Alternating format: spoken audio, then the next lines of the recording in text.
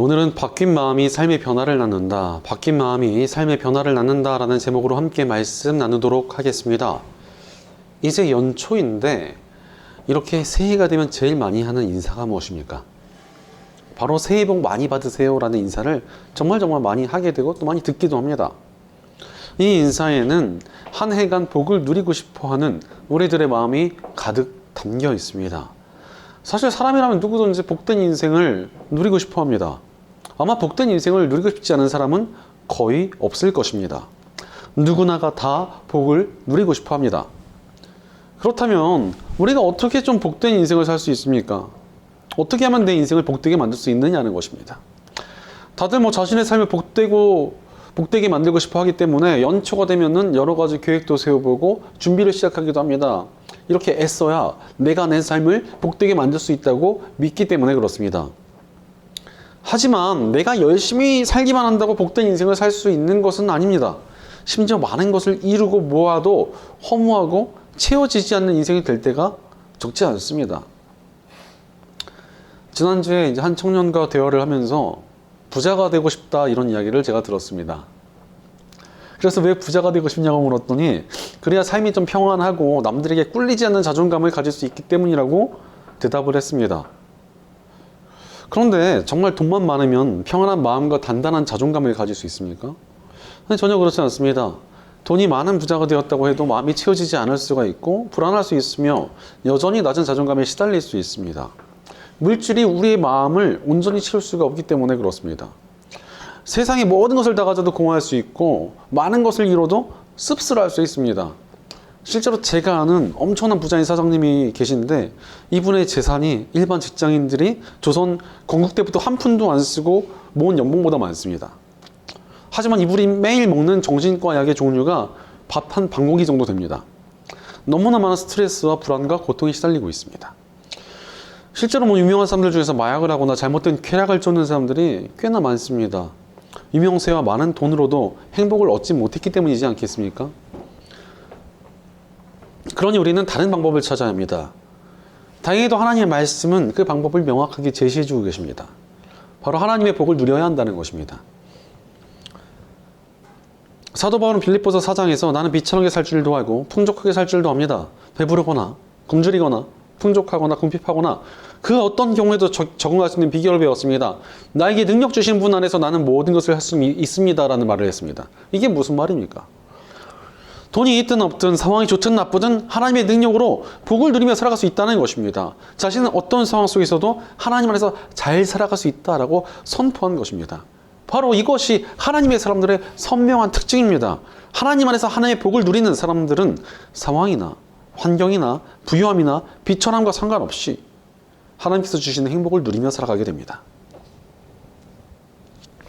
누군가는 이것을 보고서 단순히 정신승리가 아니냐고 비웃기도 합니다. 그냥 혼자 이겼다고 착각하는 거 아니냐 이렇게 말하기도 합니다.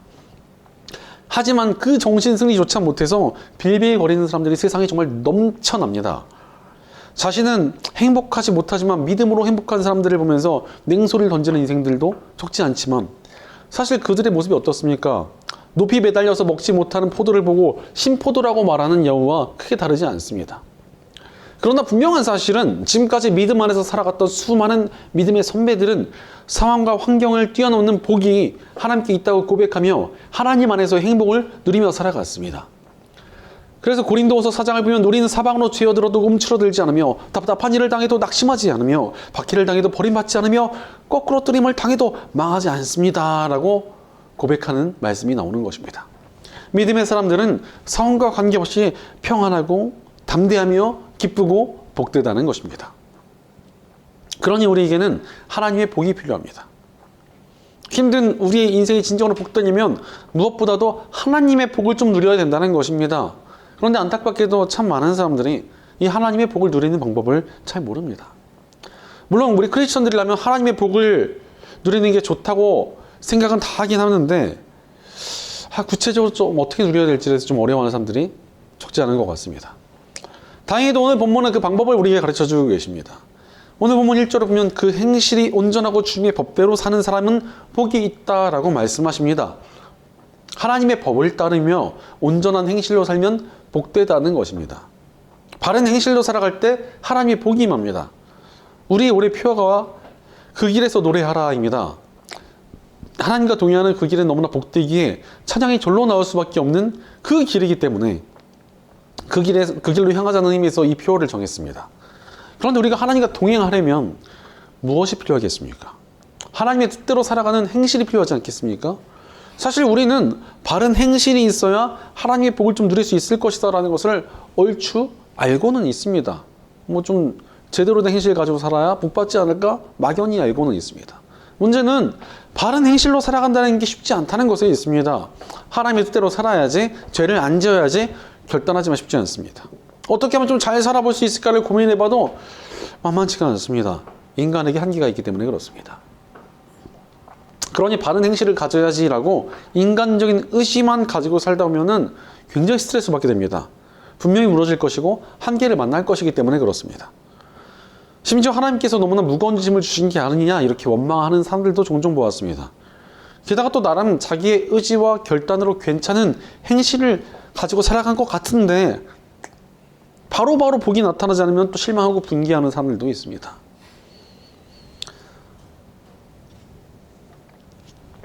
그러나 우리는 바른 행실과 복에 대한 개념을 좀 바로 잡아야 될 필요가 있습니다. 우리의 행실이 좋아야 하나님께서 복을 주시는 게 맞습니까? 마치 대가를 주시듯 복을 주신다는 것은 좀 하나님의 인격을 좀 좁게 보는 것 같습니다. 사실 하나님께서는 우리 행실을 하나하나 따져가지고 복 줄지 말지를 결정하시는 분이 아니시라 이미 우리의 모든 복을 다 주셨습니다. 우리를 지으시면서 때에 따라 누릴 복을 주시고 좋은 것들을 다 예배해 주셨습니다. 그런데 우리가 그것을 누리지 못하는 이유가 무엇입니까? 내가 하나님 곁에 있지는 않거나 나의 행실이 잘못됐기 때문입니다. 하나님께서 아무리 복을 주셔도 내가 그것을 얻을 만하게 살질 않으니까 내 스스로 모든 복을 걷어차버리는 것과 다름이 없는 것입니다. 제가 예전에 부모님과 함께 패키지 여행을 다녀온 적이 있는데 참 멋진 여행지를 다녀왔습니다. 오키나와라는 곳이었는데 다시 가고 싶을 만큼 정말 경치도 너무나 좋았고 어딜 가나 멋지고 아름다운 곳이었습니다. 정말 기억에 남을 만큼 좋은 여행이었는데 같은 팀의 어떤 아버지 하나가 화가 잔뜩 나서 아이에게 소리를 고래고래 질렀습니다. 왜냐하면 그 아이가 정말 4일 내내 폰게임만 했기 때문이었습니다. 그러니까 뭐 아무리 좋은 여행지여도 뭐 제대로 따라다니지도 않고 집중도 하고 있지 않으니까 기껏 비싼 돈을 내고 여행에 간 보람이 하나도 없었던 것입니다. 마찬가지로 하나님께서 아무리 좋은 것들을 예비해 주셔도 우리 행실이 온전치 못하다면 그것들을 제대로 누릴 수가 없습니다. 실제로 나쁜 행실을 가지고 살아가는 사람들을 보면은 삶을 스스로 망치고 있다는 것이 너무나 드러납니다. 일단 뭐 표정부터 그 죄와 악함에 물들어갑니다. 표독해지거나 비굴해지고 악해집니다. 행동도 점점 죄에 물리고 하나님과도 멀어집니다. 점차 악한 것들의 거침이 없어지고 그만큼 하나님의 복은 스스로 막아버리는 것입니다. 삶이 망가져 있으니까 어찌 복을 온전히 누릴 수 있겠습니까? 그러나 우리가 하나님의 뜻 안에서 온전히 살아간다면 하나님께서 예비하신 모든 복이 하나님의 때에 막힘없이 나타나게 됩니다. 바로 우리는 우리의 행실을 좀 온전히 바꿔야 됩니다. 그래야 우리가 하나님 안에서 온전히 복된 삶을 살아갈 수 있습니다. 우리가 새해 복 많이 받으라고 인사하듯이 정말로 복을 많이 받는 그런 삶은 하나님 안에서 변화된 행실로 살아갈 때 가능합니다. 그러니 우리는 변화된 행실로 우리의 삶을 바꿔야 합니다. 그런데 문제는 온전한 행실로 살아간다는 것이 쉽지 않다는 것에 있습니다. 우리의 노력이나 의지로는 온전한 행실을 이루는 것이 만만치가 않습니다. 나의 결단만으로 바른 행실을 가지고 살아가기는 좀 불가능에 가깝습니다. 아마 나의 노력과 결단만으로 바른 행실을 만들고 살아갈 수 있다면 그 세상에 누구도 실패하는 삶을 살지는 않을 것입니다. 그러나 우리의 의지와 결단과 노력만으로 한계가 있기 때문에 우리는 온전한 행실을 가지고 살아가는 것에 실패하는 것입니다. 그렇다면 우리가 어떻게 우리 행실을 바꿔야 되겠습니까? 사실 우리 행실은 열매라고 할 수 있습니다. 그러나 좋은 열매를 만들려면 우리의 마음이라는 나무가 좋은 나무여야 한다고 예수께서 말씀하셨듯이 우리의 마음을 좀 바꿔야 됩니다. 바로 나무가 좋지 않은데 아무리 거름을 주고 벼슬 째지며 물을 줘도 좋은 열매가 맺어질 수가 없는 것처럼 좋은 나무가 되어야 좋은 열매가 맺어집니다. 그것처럼 좋은 마음이 되어야 좋은 행실을 가지고 살아갈 수 있게 된다는 것입니다. 우리는 우리의 마음을 바꿔야 됩니다. 하나님의 뜻대로 살도록 우리의 마음을 바꿀 때만 우리가 온전한 행실로 살아갈 수 있습니다. 사실 마음만 제대로 되어 있으면 행실은 자연스럽게 따라오게 되어 있습니다. 마음이 바뀌면 행실이 바뀌고 행실이 변화되니 삶이 달라지는 것입니다. 마음이 바뀌는 것에서 모든 것이 시작된다는 것입니다. 그러니 우리는 우리 마음을 바꿔야 합니다. 실제로 하나님께서 우리에게 십자가의 복음을 주신 이유도 여기에 있습니다. 죄악된 행실로 스스로의 삶을 심판과 죽음으로 몰아가던 우리를 구하시기 위하여 하나님께서는 하나뿐인 아들 예수 그리스도를 이 땅에 보내주셨습니다. 예수님께서 우리의 죄를 대신하여 십자가의 죽으심으로 우리를 용서해 주시고 구원의 길을 열어주셨습니다. 이러한 구원의 길로 향하기 위해 우리가 어찌해야 되겠습니까? 예수님을 구원자이자 주인으로 따르며 의지해야 됩니다. 실제로 우리가 구원받을 때 복음을 마음으로 받아들여야 되는 것이지 않습니까? 마음으로 예수님의 구주와 주인으로 영접해야 하나님의 자녀가 되고 구원을 얻는 것입니다. 이는 이제 우리의 존재가 바뀌었음을 뜻합니다. 내 멋대로 살던 우리가 예수 그리스도의 종으로 하나님의 백성이자 자녀로 변화된 존재가 되었습니다. 즉 이제는 이전과 같은 마음으로 살 수 없게 되었다는 뜻입니다.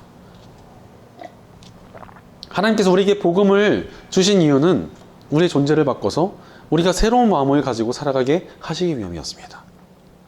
그리고 이렇게 변화된 마음으로 살아갈 때 우리의 행동이 바뀌고 삶이 달라집니다. 그러니 예수님을 믿고 변화되었다고 고백하는 사람들이 엄청나게 많은 것입니다. 그러므로 우리는 복음의 백성들답게 우리의 마음을 바꿔야 합니다. 그렇게 예수님께서 이 땅에 오셨을 때 신명기의 말씀을 인용하셔서 마음을 다하고 목숨을 다하고 뜻을 다하여 하나님을 사랑하라고 말씀하셨습니다. 이는 우리의 마음이 완전히 변화되어 하나님을 사랑하고 그 사랑으로 하나님의 뜻을 따르며 살아가야 한다는 의미입니다. 이만큼 마음의 변화가 너무나 중요하다는 것입니다. 마음의 변화가 있어야만 우리가 진정으로 변화된 삶을 살 수 있기 때문입니다. 그럼 우리가 삶을 복되게 하고 싶으십니까? 그렇다면 행실을 바꿔야 합니다. 행실을 온전케 하고 싶으십니까? 우리의 마음을 바꿔야 합니다. 바로 우리 마음이 하나님을 향하도록 우리의 마음을 완전히 바꿔야 합니다. 우리가 하나님과 동행하고자 하는 마음을 가지고 하나님을 따를 때 우리의 행실이 바뀌고 삶이 달라질 수밖에 없다는 것입니다. 바로 우리 마음이 바뀌어야만 하나님께서 예비하신 모든 복을 거침없이 누릴 수 있는 인생이 될 수 있습니다. 이렇게 마음이 온전히 바뀌지 않으면 행실이 달라진다고 해도 오래갈 수가 없고 잠시 잠깐 삶을 꾸밀 수 있어도 금방 무너지게 됩니다. 실제로 성경에 있는 수많은 인물들을 보면 마음을 다해 하나님께 충성을 다해 살아가던 이들은 하나님 안에서 그분의 복을 누리는 인생을 살았습니다. 그러나 마음이 온전치 못하면 금세 다 무너졌습니다. 잠깐 하나님을 따르는 척은 할 수 있지만 마음이 온전치 못하면 금세 흔들리고 주저앉게 되었던 것입니다. 대표적으로 예수님의 제자 중에 한 사람이 유다가 그러했습니다. 사실 그가 예수님을 따랐던 것은 나름 괜찮아 보이는 충성이었습니다. 시골 출신의 목수였었던 우리 예수님께서 말씀을 전하는 것을 보고 감동하여 자신의 삶을 다 내려놓고 따랐다는 것은 꽤나 괜찮아 보이는 행실이라고 할 수 있지 않습니까? 하지만 그는 예수님께 마음을 다해 충성하지는 않았습니다. 예수님을 따르는 척하면서 몰래 공금을 횡령하여 자신의 이득을 쫓았습니다. 심지어 돈 때문에 예수님을 배신하여 십자가의 형에 처하도록 만들었습니다. 그러니 유다의 이름은 역사상 최악의 배신자로 남게 되었습니다. 잠깐의 괜찮아 보이는 행실은 있었으나 마음이 온전치 못하니까 복을 누리지 못했습니다. 심지어 그는 예수님을 팔아넘긴 것을 후회했지만 회개하지는 않습니다. 그러니 예수님께 돌아서 무릎을 꿇고 용서를 구하는 대신 자신의 힘으로 해결했다면서 스스로 목숨을 끊었습니다. 그러니 전혀 마음으로 그분을 따르지 못했다는 것이 그대로 나타나고 있고 이것이 결국 그 삶이 완전히 패망의 길로 몰아갔습니다. 반면 예수님의 제자들도 예수님을 다 버리고 도망쳤고 심지어 수제자란 베드로는 붙잡히신 예수님을 3번이나 부인하고 저주까지 했습니다. 이런 거 보면은 예수님을 팔아넘긴 유다나 그분을 부인하고 저주한 베드로나 죄의 중함의 차이가 그렇게 나진 않은 것 같습니다. 그러나 유다는 마음을 다해 충성하지 않았기에 예수님께 돌아오지 못하고 파멸했습니다. 반면 베드로를 포함한 다른 제자들은 어떠했습니까? 그들은 마음을 다해 예수님을 사랑했고 마음을 모아 예수님을 따랐습니다. 그러니 그들이 예수님이 잡히셨을 때 다 도망가 버렸지만 또다시 예수님께 나와 용서를 구하고 회복되었습니다. 마음이 온전히 하나님께 향하고 있으니 그들은 예수님께 용서받고 다시 새롭게 세워져 하나님의 사도가 되어 복음을 전하는 복된 삶을 살며 영광스럽게 쓰임받았습니다. 심지어 시골 출신의 어부들이었던 그들이 세상을 바꾸고 영혼을 살리는 귀한 일 가운데 아름답게 또 영광스럽게 쓰임받는 삶을 살았습니다. 바로 마음을 바꾸고 행실을 바꾸면 인생이 바뀌게 되어 있습니다. 그러므로 우리는 마음을 바꾸고 행실을 바꿔야 합니다. 그때 우리가 하나님의 복과 역사를 풍성하게 누리게 되는 복된 인생으로 반드시 변화될 것입니다. 그렇다면 우리가 구체적으로 어떻게 우리의 마음을 바꾸어 가야 하겠습니까? 세 가지로 함께 살펴보도록 하겠습니다. 첫째로, 집중하며 마음을 바꿔야 합니다. 우리가 마음을 바꾼다는 것이 어떤 것입니까? 바로 우리가 가진 기준이 바뀌는 것을 말합니다. 사람들을 보면 마음속에 여러 가지 가치 기준을 가지고 있습니다. 무엇인가를 판단하고 행동할 때 그런 가치 기준을 가지고 계산하고 따지게 되어 있습니다. 관계를 중요시하는지, 성과를 중요시하는지, 물질을 중요시하는지에 따라 완전히 다른 방향으로 행동하게 됩니다. 사실 우리가 여러 선택지에서 갈등하는 이유가 무엇입니까? 마음속에 있는 여러 가지 가치 기준들이 부딪히니까 고민하는 것 아니겠습니까? 그러나 기준이 딱 하나라면 고민할 필요가 별로 없어집니다. 가장 중요한 기준이 하나 딱 정해져 있다면 그냥 그것을 가지고 판단하면 되기 때문에 그렇습니다. 그렇다면 우리 크리스천들이 가져야 될 딱 하나의 기준이 무엇이겠습니까? 바로 전능하신 하나님의 뜻을 따르는 것 아니겠습니까? 하나님의 뜻만 따르겠다는 확고한 마음이 우리 삶을 하나님께로 향하게 합니다. 게다가 또 하나님께 온전히 집중된 마음이 있으니 우리 행실이 하나님의 뜻대로 나타나고 결국 삶이 법대에 세워지는 그런 선한 일들은 매우 당연한 수순이 될 것입니다. 그러므로 우리는 하나님께 집중하며 우리의 마음을 바꿔야 합니다. 오늘 본문 2절을 보면 주님의 증거를 지키며 온 마음을 기울여서 주님을 찾는 사람은 복이 있다라고 말씀하십니다. 하나님께 온 마음을 기울인다는 것은 그야말로 집중력을 뜻합니다. 하나님께 집중된 사람은 자연스럽게 온전한 행실을 향할 수 있게 된다는 것입니다. 그러니 하나님께서 예비하신 복을 막힘없이 누릴 수 있게 되지 않겠습니까? 이는 이 비행기를 조종하는 것과 비슷합니다. 비행기를 조종하는 조종사들은 철저히 훈련을 받는 것이 있는데 그것은 바로 계기판에 집중하는 훈련을 받는다고 합니다. 사실 인간의 감각은 생각보다 훨씬 더 불완전하고 연약하기 때문에 감각에 의존했다는 큰일 나는 경우가 굉장히 많다는 것입니다. 그래서 철저히 계기판에 집중하고 계기판을 따르는 훈련을 합니다. 실제로 어떤 조종사는 너무나 멀쩡하게 비행기를 몰고 가고 있다고 생각을 하고 있었는데 계기판을 보니까 수직에 가깝게 바닥으로 향해 돌진하는 중이었다는 것입니다. 그래서 아무리 생각을 해봐도 멀쩡한 것 같긴 한데 그래도 훈련받은 대로 비행기 방향을 확 위로 바꿨다고 합니다. 그랬더니 정말 추락 위기 직전에서 살아남았던 것이었습니다. 계기판에 집중하는 훈련 덕분에 참사를 면한 것입니다. 사실 우리 삶도 마찬가지입니다. 세상에서 살다 보면 수많은 가치 기준들이 우리의 마음을 흔들어 놓으려 할 것입니다. 그러나 그 많은 기준들 중에 우리를 혼란스럽게 하고 유혹에 넘어지게 만드는 것들이 참 많습니다. 게다가 그렇게 우리를 넘어뜨리려 하는 악한 기준의 마음을 빼앗기면 우리 행실이 무너지기 시작하고 결국 삶이 망가집니다. 하지만 우리가 하나님의 뜻에만 집중되어 있으면 우리는 흔들리지 않을 수 있습니다. 하나님의 뜻에 집중하는 사람은 하나님께서 그 사람 안에서 그 사람에게 정해두신 복된 코스에서 벗어나지 않고 살아가게 됩니다. 하나님의 뜻에 집중하며 하나님께서 기뻐하시는 행실로 살아가게 될 것이기 때문입니다. 그러니 그 삶이 얼마나 복되겠습니까? 그러므로 오직 하나님께 집중하며 우리의 마음을 바꿔야 합니다. 오직 하나님의 판단에 집중하여 하나님의 뜻대로 마음을 바꾸어 하나님의 뜻대로 행하는 복된 삶을 살아가는 저와 여러분 되시기를 간절히 축원합니다.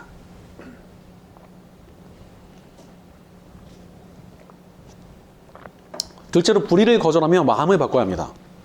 우리가 하나님의 뜻을 따르고 그분께 집중해야 한다는 것이 무엇입니까? 다른 가치의 기준들에 휩쓸리지 않는 것입니다.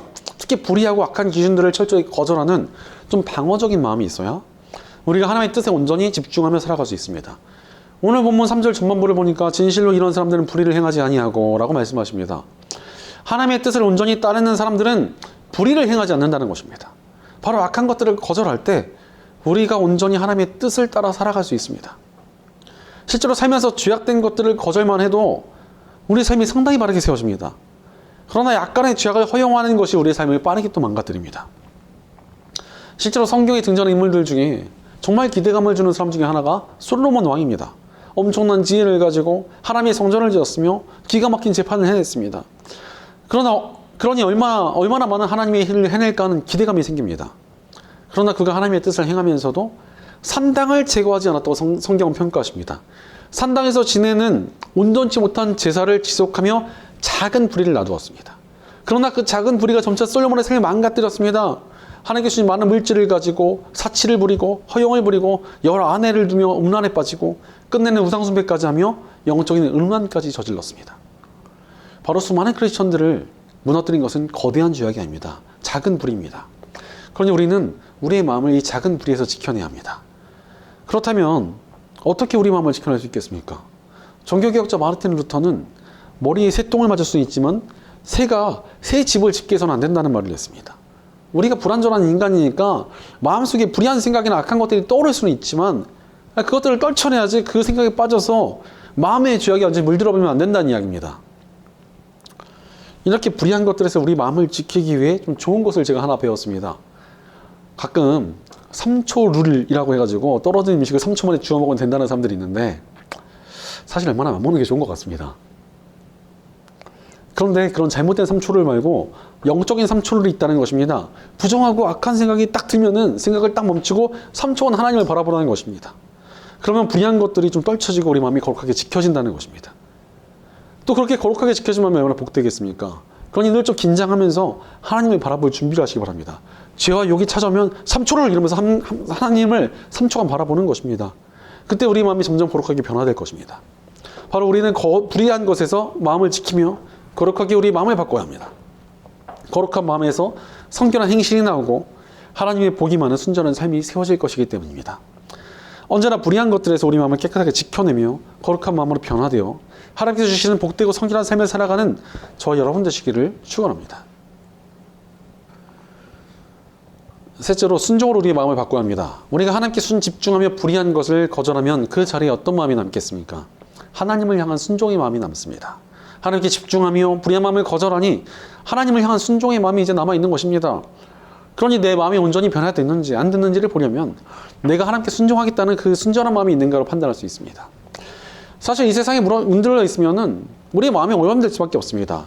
하나님을 거역하고 스스로 주인된 이 세상은 우리 역시도 스스로 주인 노릇하라고 유혹합니다. 네가 원하는 대로 살고 네가 바라는 것을 다 얻으며 네 뜻대로 해야지 라면서 주인된 삶이 진짜 좋은 삶이다 라고 우리를 흔들어 놓습니다. 그러나 크리스천들의 정체성은요, 자기 멋대로 사는 게 아니라 순종하는 존재입니다. 구원받은 우리가 예수님을 주인이라고 고백하며 따르겠다고 결단했기 때문입니다. 바로 하나님께서는 우리를 순종하는 자들로 부르셨습니다. 그런 우리의 부르심답게 순종의 마음을 가져야 하나님께서 예비하신 모든 복을 누릴 수 있는 것 아니겠습니까? 그러니 오늘 본문 3절 끝에 주님께서 가르치신 길을 따라 사는 사람이다 라고 말씀하십니다. 하나님의 복을 누리는 사람은 바로 하나님께 온전히 순종하는 사람이라는 것입니다. 바로 우리는 우리의 마음을 순종으로 채워야 합니다. 이는 우리보다 먼저 순종의 길을 걸어가신 예수님을 깊이 묵상할 때 가능합니다. 아버지 하나님께서 철저히 순종하기 위해 십자가는 처절한 길을 걸어가신 예수님을 묵상하고 따라갈 때 온전한 순종을 향해 나아갈 수 있습니다. 내 욕망, 내 판단, 내 육신적인 생각들을 다 십자가에 못 박을 때 우리가 순종의 마음을 가지고 살아갈 수 있게 됩니다. 그때 우리가 더욱더 하나님의 뜻을 따라 그 뜻을 행하며 살아갈 수 있게 됩니다. 그러니 그 삶이 얼마나 복된 삶이 되겠습니까? 하나님께 주신 모든 좋은 것들이 풍성히 부어지는 삶이 될 것입니다. 사실 하나님께서 아무리 좋은 것들을 주셔도 순종하지 않으면 그것들을 누릴 수가 없습니다. 예전에 어떤 목사님께서 굉장히 비싼 악기를 하나 주문하셨습니다. 최고의 재료로 쏟아 부어 만든 악기라 너무나 기대를 하셨고, 이 악기를 통해 아주 중요한 예배에서 찬양 인도를 하려고 준비를 해두었습니다. 또 이 악기를 아주 아껴주겠다는 마음을 가지고 정말 굉장히 비싼 케이스에 아주 고급 기타끈에 기타를 닦아주는 최고급 왁스까지 다 준비를 해두고 정말 비싼 줄도 사놓고 모든 걸 다 준비해놨습니다. 그런데 문제가 하나 있었는데, 이 기타가 소리는 정말 좋았는데 구조적 결함이 있어가지고 무슨 짓을 해도 연주 도중에 주일이 자꾸 틀어졌습니다. 그러니 도저히 원하는 연주가 되지 않았습니다. 그러니 그분이 눈물을 머금고 그 악기를 헐값에 팔아버리게 되셨습니다. 주인의 연주에 순종하지 않으니 좋은 케이스도 고급 기타끈도 최고급 왁스도 멋지게 하나님을 찬양할 기회도 그 기타에겐 주어지지 않았습니다. 마찬가지입니다. 하나님께서 우리에게 주신 좋은 것들이 너무나 많습니다. 그것은 순종의 마음과 행실로 얻는 것입니다. 그러니 우리는 순종으로 우리의 마음을 바꿔야 합니다. 우리가 순종할 때 하나님께서 예비하신 모든 복과 은혜의 문이 열려질 것입니다. 그러므로 하나님께 철저히 순종하는 마음을 가지고 순종의 태도로 살아가며 하나님께서 예비하신 모든 복을 풍성히 누리는 저 여러분 되시기를 축원합니다. 사랑하는 여러분, 하나님 안에서 온전한 마음을 품고 계십니까? 우리는 우리의 마음을 하나님 앞에서 온전하게 바꿔야 합니다. 그래야 우리가 바른 행실로 살아갈 수 있습니다. 그 바른 행실이 우리의 삶을 하나님 안에서 진정으로 복된 삶을 살아가도록 바꿔갈 것입니다. 우리의 온전한 마음과 바른 행실이 하나님과의 온전한 관계를 맺게 할 것이기 때문입니다. 영국의 목회자 오스왈드 챔버스는 하나님과의 관계가 바르게 정립되면 그분의 생명이 당신의 일상적인 행동을 통해 자연스럽게 흘러나오게 될 것입니다 라고 말했습니다. 바른 마음과 온전한 행실로 하나님과 바른 관계를 단단히 맺을 때 우리 삶이 바뀔 수밖에 없다는 것입니다. 그러니 우리는 하나님께 온전히 집중하며 하나님의 판단을 따르며 마음을 바꿔야 합니다.